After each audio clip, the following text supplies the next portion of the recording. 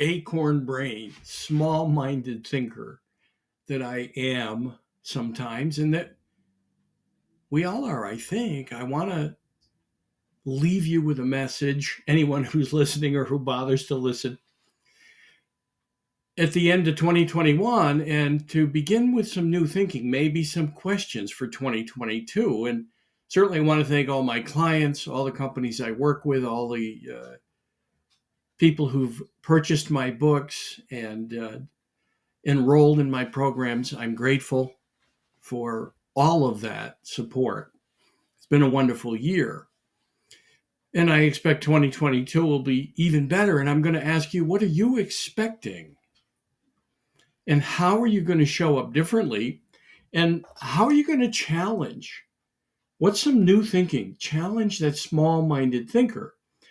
I know that voice, the one that has you judging everyone, perhaps making you right because you belong on the right or the left, or perhaps it's a religion that you think is the one and you make everybody else wrong because they don't believe the way you do. Start to ask yourself, what would the creation, the life force, the creator, the God of a universe, how would they think? Would they limit everyone around them? Would there only be one way? It's not what I experienced when I had my near-death experience. As Frank King says, he says, Steve, wow, near-death experience, you have a serious issue with commitment. I'm grateful that I got to see the other side 19 years ago, November 18th. And I can tell you, there was nothing from here there. Nothing. Not the small-minded thinker, not all the accomplishments we think that are important, the titles, the books we write, the property we own. It's all gone in a flash. And we're, at least for me, I was one with everything and nothing immediately, without a body. One with everything and nothing. It was an immediate knowing. Even my dogs agree. I hope they don't have small-minded thinking about the Amazon guy or the postman or the postwoman. So the thing to consider are questions for yourself. Where could you be more forgiving? Where could you be less judgmental? Where could you be less reactive? How about as a leader, you empty yourself out and consider that you know nothing and start to wander around the company, maybe travel to different locations and just ask questions. Can you ask people, what could I do better? Can you ask people, where could I be better? How could I show up better for you? You know, I wrote the books. I say books. You may be full of shit if, and then when Amazon wouldn't allow the ad because the title had profanity, I wrote you might be full of number 2. After all, we know better, the woke edition. And when I tell people I did it over 2 weekends, I got the ideas, they were rolling around in my head because I noticed my own acorn brain was railing against one thing or another. And I thought, well, that's where I'm full of shit, because the possibility exists that others are right. And to have a monologue instead of a dialogue is crazy, especially with myself. And that's when I started looking at all the ideas I had that I thought where I was right. And remembering every day the experience I had being one with the infinite or the creator or God, whatever you want to call it. For me, it's God, it's simpler. It was amazing that none of that small-minded thinking resides there. We think as humans with our ego and our hubris that we think like God. I'm laughing because we don't. That's our job though here. Our job here is to overcome all this small-minded thinking, that limiting voice, the one that judges us. Where have you imposed limits on yourself on your company because you forget you live in something limitless. Possibilities are always limitless. Thomas Edison once said, when you think you've exhausted all possibilities, remember, you haven't. I love that. And there's so many sages that have given us advice through the ages that I'm actually writing that book this year called Sage Advice, Wisdom Throughout the Ages. And it's fascinating doing the research on the 55 men and women that have left us with information that's fascinating, very similar to what I experienced on the other side. Now, I don't know if they had a near-death experience. Did they lack commitment, as Frank King says? It's best to question yourself and to remember your journey is your business. Everyone else's isn't. And the other thought about living in a universe that challenges our small-minded acorn brain is the universe beneficent or not? Is everything working together for good? Is everything in order in a universe? Wouldn't it come flying apart? Wouldn't it become a disaster if this Earth wobbled off its axis? I don't know, maybe 1/1000th of an inch, but maybe 1/4 of an inch, maybe 1/2 an inch. Everything would come flying apart. So if that's true, that we're floating around on a globe, here I have one here to remind me, we're floating around on something that's probably smaller than this in relation to the size of the universe. We're floating at the exact right spot around an exposed nuclear fusion plant that we call a sun to make it comfortable for our little acorn brains. And then around us, we have a rock floating, affecting our tides. I mean, the thing is, we live in something we truly don't understand. I think that as much as physicists think they're getting closer, we're probably as far off as the Incas and the Aztecs were when they were sacrificing princesses and babies to honor the gods, what created the universe. We don't have an understanding truly because we think we're general managers of the universe. We're trying to solve all the problems of the earth when the earth can take care of itself. It's been here for billions of years, and people are now predicting I think now there's 10 years left. If that's really true, we should give everybody as a country $1 billion and let's go crazy and have a party. It's nuts thinking. Now, that doesn't mean we shouldn't take care of the earth.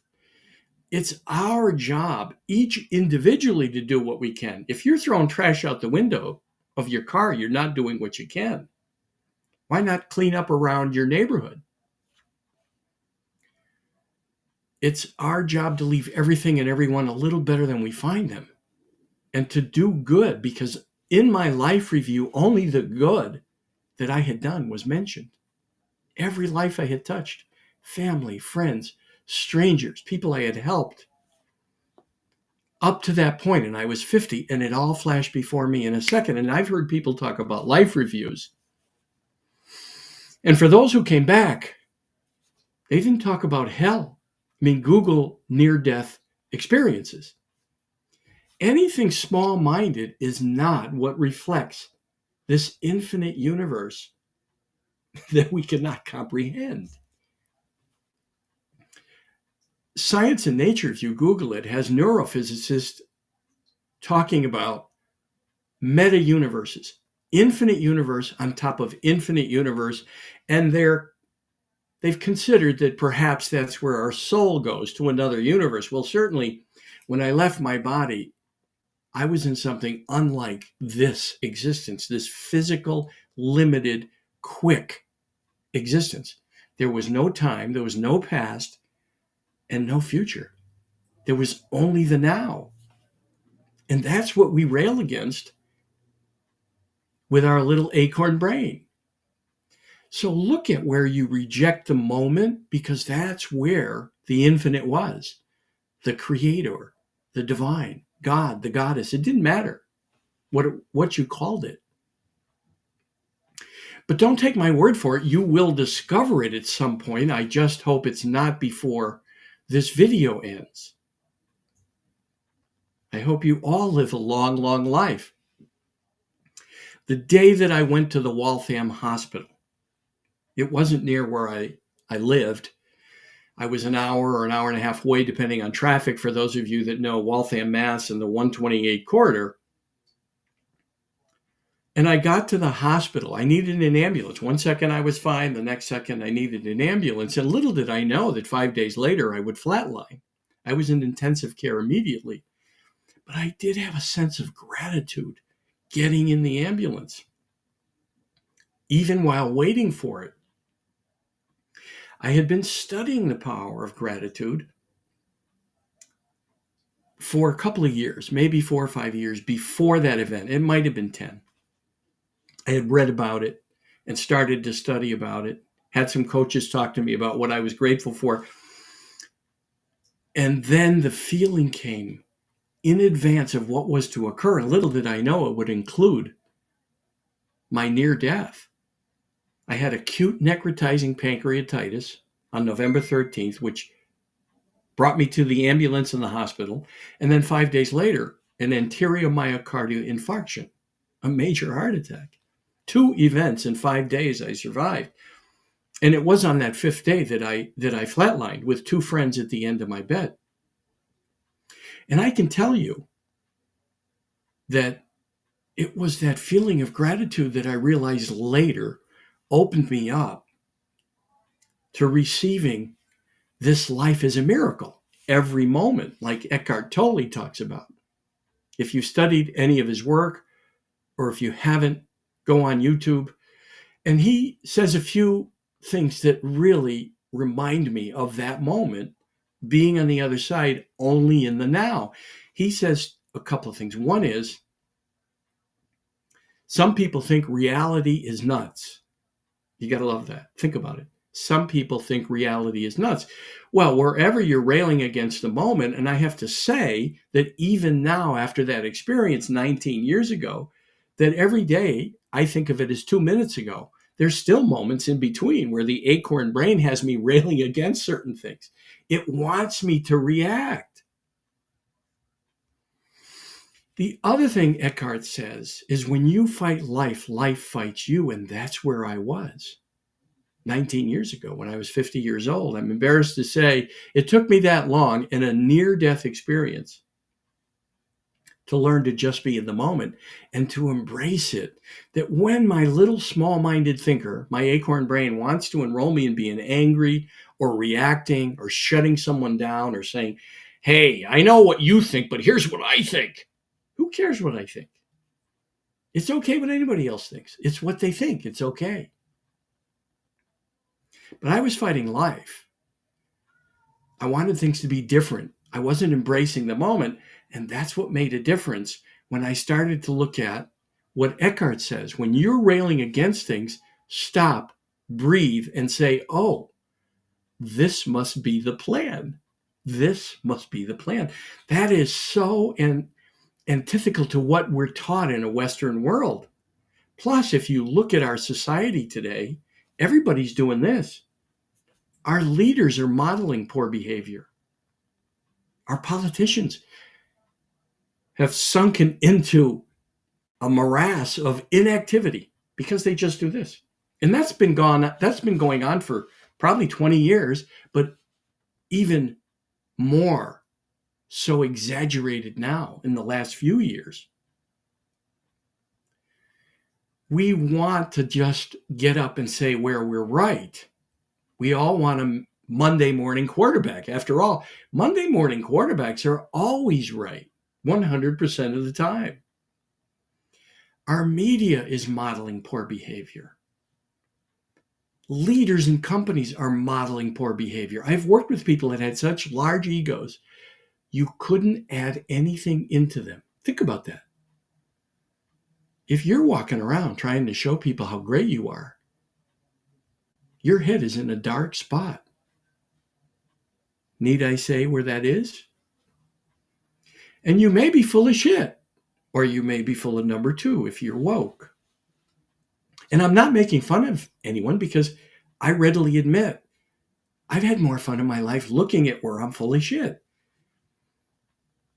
Looking at how can I change? How could I look at things differently? How could I consider another's point of view? How about a dialogue? How about sharing my point of view without asking others to agree with it? I say to all my clients, never follow me blindly. If I say I found the way, run away. I only have to ask them the first half now. They're all used to it. Well, what do you say when I say I found the way? Oh, they said run away. Or if I ever say I found the way and I stop and they say run away.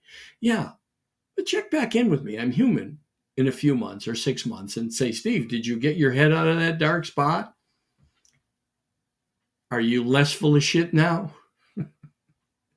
We have to get over ourselves. John Maxwell said that recently at a conference that I was at. I'm in the John Maxwell program. I'm a coach for the John Maxwell program. And one of his trainings was talking about we have to get over ourselves, that we might be full of shit. And that was after, of course, I had written the book earlier this year. And I thought it's important to talk about it if John Maxwell has the gumption to mention it himself. He was funny because he said, oh, did I just say shit? I'm being recorded. And that's when he said, we have to get over ourselves. And that's true. As a society, we have to get over ourselves and stop making each other wrong. I even think questioning our political system. How about more than two parties? We should have 3 or 4, 5, so that they have to negotiate when they get elected to have a majority. Negotiate, compromise, have a dialogue, not a monologue. Our parties are failing us. Our leaders are failing us. Our media is failing us. And if you're small-minded in your company, you're failing your team. It's a lot of work to be a leader. It's a lot of work to work against what the Acorn Brain wants to enroll us in. And you can have some fun with it when you get a sense of humor about yourself. And the universe, I suspect, has a great sense of humor. Because whenever we think we've got the answer, we get a surprise, whether it's individually in our life, when we think we've handled something. Well, I'm more forgiving now. You'll get a lot of opportunity to forgive after you have that thought or make that declaration. It'll keep coming. And for those general managers of the universe, we got COVID, something we cannot control. We think we could. I mean, we see all the examples of government and mayors and governors and senators and presidents trying to control it. Things did occur that were miraculous, like a vaccine.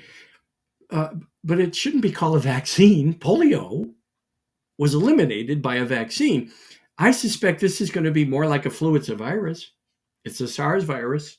I suspect it'll be with us, and it'll be an annual thing. And if I got to wear a mask sometimes to protect others and myself, I'm okay with that. Maybe we should have been doing that all the years with colds and flu, staying home, not exposing others. There's been so many great things that came from this. So many great things. That's the way to look at life. It's a gift. And there's so much we can't control, like the day we leave. It seemed as if when COVID appeared, death had disappeared for like 300 years. And all of a sudden we were shocked. And they were reporting the numbers of people who died under the previous administration. And those counters, by the way, went away, fascinating enough, under this president. And I support any president once they're elected. I believe, listen, the majority elected, whoever, and I support them. I may have differences, but I support our president. Why would we want to go against it? Whoever get elected and see our country fall into a morass of inaction. Let's support whoever gets elected. Maybe we should have fewer elections.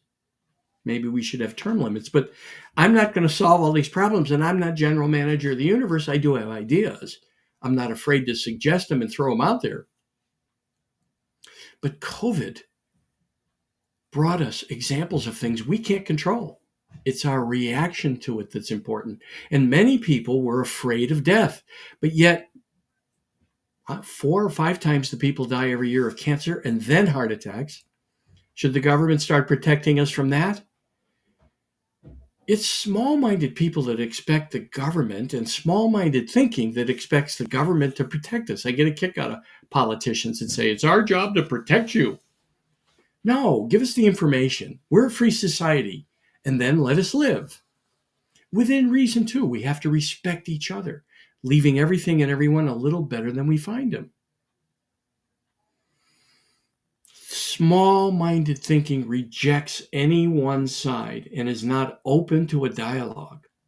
If you're in a monologue over anything, you're stuck in the acorn brain, and you're not modeling what created an infinite universe that we can't even comprehend. Imagine having infinite power at your control, and I suspect you do have more power, limitless power, if you change your thinking and change your mind. And most people don't question themselves. Instead of taking responsibility for where you are in your life and looking at what you could do differently. So when life doesn't work in that moment, look at where you are the block and ask some questions. So for 2022, ask, what can I do differently? What can I learn from this? How is it here to teach me? What is this person who bugs me? What are they showing me about me? How can I empty myself out so life can pour more into me, or others around me can pour more into me if I ask opinions, if I ask for their help, if I become more vulnerable, if I'm not an egoic know-it-all? These are questions. And that's what I love. I love questions. Osho has a book called Your Answers Questioned. Google it. Look it up. Buy it. It's a fun book. Your Answers Questioned. I mean, look at our media today. Reporting, well, it's not news anymore. It's commentary based on a narrative.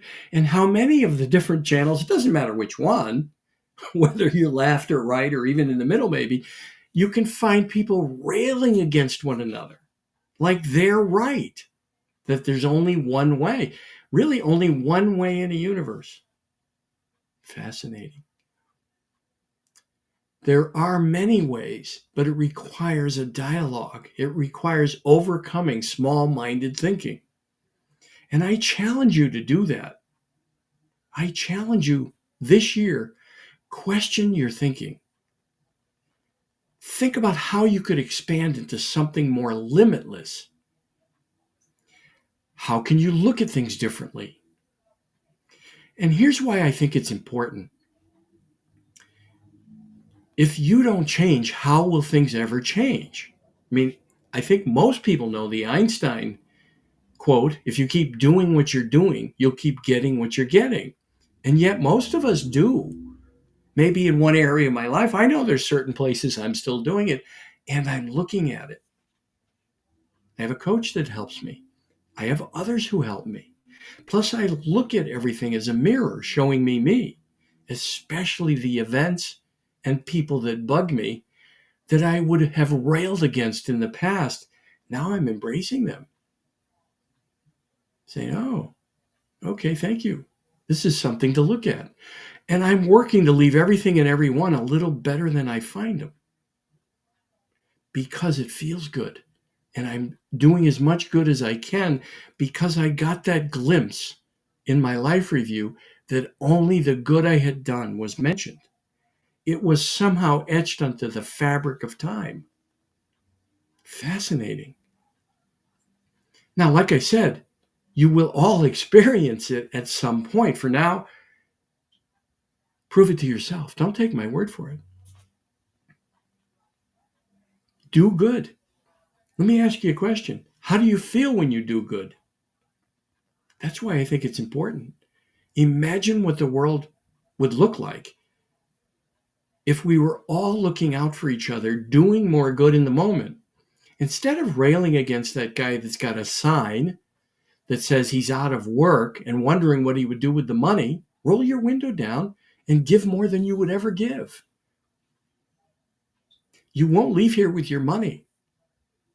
You won't leave here with anything. And like I said, none of us know when that is. None of us know when that is. Look tomorrow around the world for the ages of people that left the world amongst all those that have. And I hope I don't leave before the video's over, and I hope you don't either. We just don't know. We're not general managers of the universe. And if we can begin to question ourselves and how we show up in the world, because I'm the only one I can manage. So if you can think about managing yourself differently and letting go of how others show up, imagine how much more comfortable your life would be. I would suggest skipping watching news for a year. It's not news anyway. In some cases it is, but in most cases today, sadly, we've fell apart. We're denigrating each other. We're making fun of each other. It's become a sport. Just go on Twitter. What a waste. I don't even look for responses to my tweets. I don't care.